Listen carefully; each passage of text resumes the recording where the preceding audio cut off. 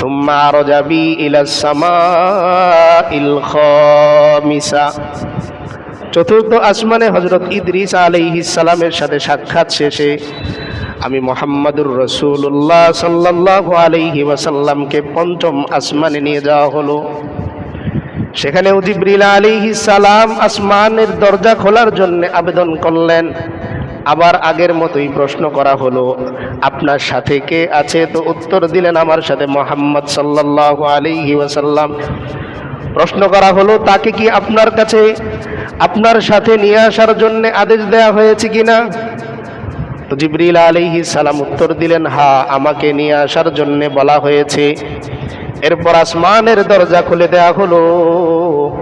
আল্লাহর রাসূল সাল্লাল্লাহু আলাইহি ওয়াসাল্লাম বলেন, ফাইদা আনা বিহারুন।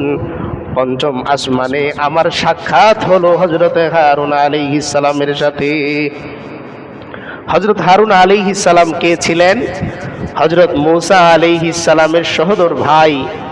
তিনি আল্লাহ তাআলার কাছে যখন নবুয়ত পেলেন, তো আমরা সকলেই এই কথা জানি বা অনেকে শুনেছি বা পড়েছি যে ফেরাউনের ঘরে যখন হযরত মূসা আলাইহিস সালাম লালিত পালিত হচ্ছিলেন, তখন ফেরাউন একদিন পরীক্ষা করার জন্যে ওই যে তার গালের মধ্যে চর বসিয়ে দিল। তো ফেরাউন বলতেছে, তো সাধারণ কোনো বাচ্চার চর না, এই চরের মধ্যেই কেমন যেন ওজন আছে, ভারত্ব আছে। তাই তার মনের মধ্যে সন্দেহ তৈরি হলো। সে পরীক্ষা করার জন্যে এক পাশে আগুন রেখেছে, অন্য পাশে কোথাও আছে ফুল রেখেছে বা সুগন্ধযুক্ত কোনো জিনিস সে রেখেছে।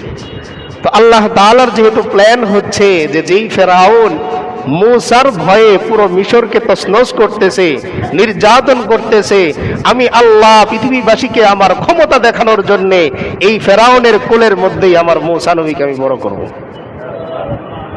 তো এবার যখন আগুন দেয়া হলো, এক পাশে অন্য পাশে গোলাপ, আল্লাহ তাআলা হযরত জিবরিল আলাইহিস সালামকে পাঠালেন যে আমার নবী মূসা তো যেহেতু নবী, তাই সে ফুলের দিকেই যাবে।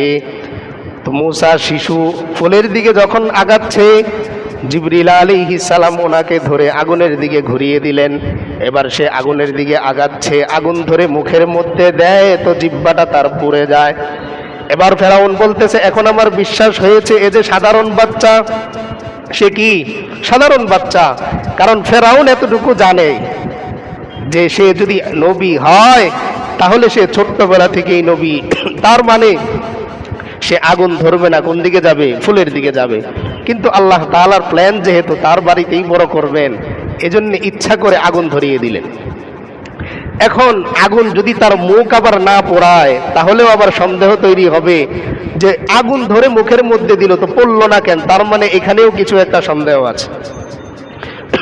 তাই আল্লাহ তাআলা আগুন ধরার কারণে আগুনের যে প্রক্রিয়া, যে প্রতিক্রিয়া, এটা তৈরি করলেন। হযরত মূসা আলাইহিস সালামের জিহ্বার একটা অংশ পড়ে গেল। এতে করে কি হলো যে উনি এখন কথা বলতে চান, তো ওনার কথা জড়িয়ে যায়। জিহ্বা পুড়ে গেলে দেখবেন কথা জড়িয়ে যায়। মূসা আলাইহিস সালাম তখন আল্লাহ তাআলার কাছে আবেদন করলেন, ও আল্লাহ, আমার যেহেতু জিহ্বার মধ্যে কথা জড়িয়ে যায়, তাই আমার ভাই হারুনকে আপনি আমার সঙ্গে বানান।